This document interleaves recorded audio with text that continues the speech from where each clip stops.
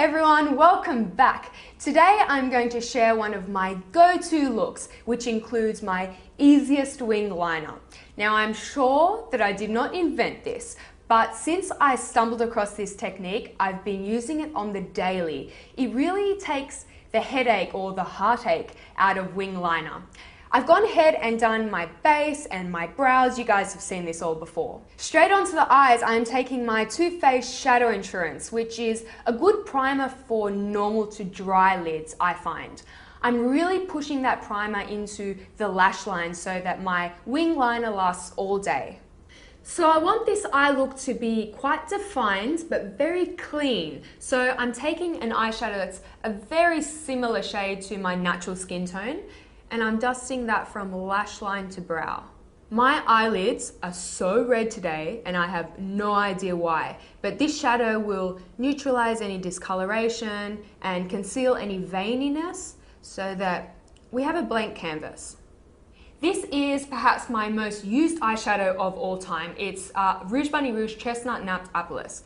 A medium chestnut shade. I'm going to use that to define the socket. Now you're looking for a cooler shade for this step because we want that definition to register as a shadow, not so much as color. You guys will notice that I'm using a lot of Ray Morris brushes in this video. I have her little set here and I'm playing around with them and I'm so excited. The shapes are just absolutely ingenious, but you'll hear about it more in a review to come.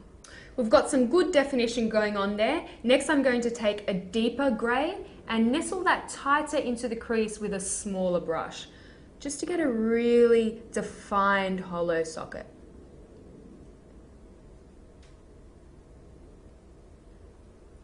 And you can always go back with that bigger brush and just buff out the edges. I don't think I'll add anything to the lower lash line today. I quite like how it looks now, quite clean and classic.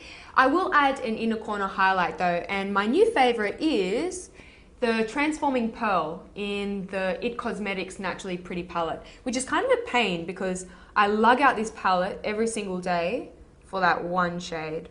It's very reflective and pretty. For my easiest wing liner, I'm actually going to be using a pencil. Now you're looking for a soft formula, something that has a little bit of playtime so that you can smudge it, but ultimately you want it to set so that your eyeliner doesn't continue smudging throughout the day. My favorite two pencils for this technique are the MAC Pearl Glide and the Pixie Silky Endless Eye pencils. I'm going to be using a MAC Pearl Glide today. This is in the shade Black Swan, which has a beautiful silver reflect that I think is really pretty. I'm lining the outer half of my eye and really pushing that pencil between the lashes. Now you can line the whole upper lash line if you like, but I stop at the iris because I have rather round eyes, and this gives the illusion of a more elongated eye. Now taking an angled brush. This one is actually an eyebrow brush, but ho hey, whatever works. I'm going to soften that line. With whatever is left on the brush, I'm also blurring the line above the pupil so that my liner fades into nothing. You can hold your eye taut if you find it easier to get closer to the lash line that way. Then adding a dash or two of extra liner at the outer corner of the eye, I'm taking my angle brush again and smudging the extra liner into a wing.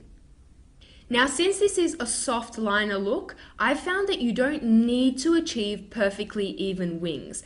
Soft liner is very forgiving, so as long as they're pointing in the same general direction, you're all good. Again, with whatever product is on the brush, fill in that triangular void that you've created. This particular liner takes a good minute or two to set, so there is no need to panic. You have plenty of time to fiddle and smudge.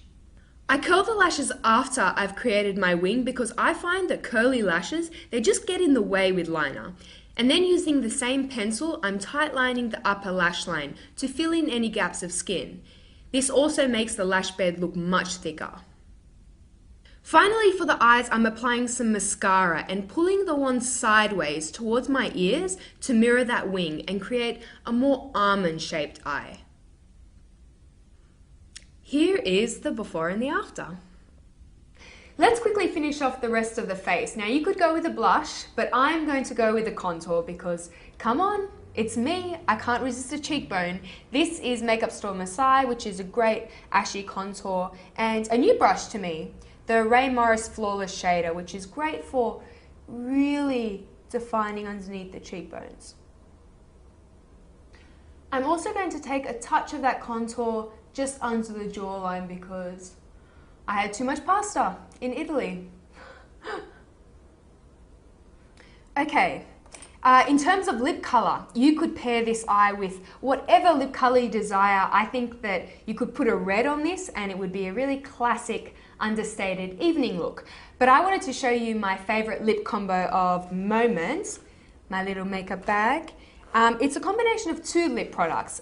First of all, the Too Faced Perfect Lips Lip Liner in Nude and the Yves Saint Laurent Glossy Stain in number 7. Now, first of all, I put the Perfect Lips Lip Liner all over the lips to pale down my naturally pigmented lips and give them a stronger shape because I have quite blurry lip lines. I then take YSL Glossy Stain in number 7, which is sort of a peach shade, and I run that in the innermost portion of my lip. This just injects a bit of life and gloss into the lip, but it also gives a subtle ombre effect that I think is really interesting.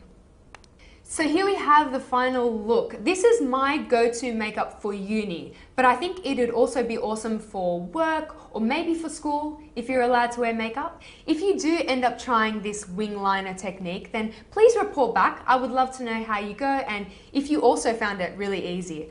I hope you guys all have a wonderful day and I will speak to you very soon. Bye-bye.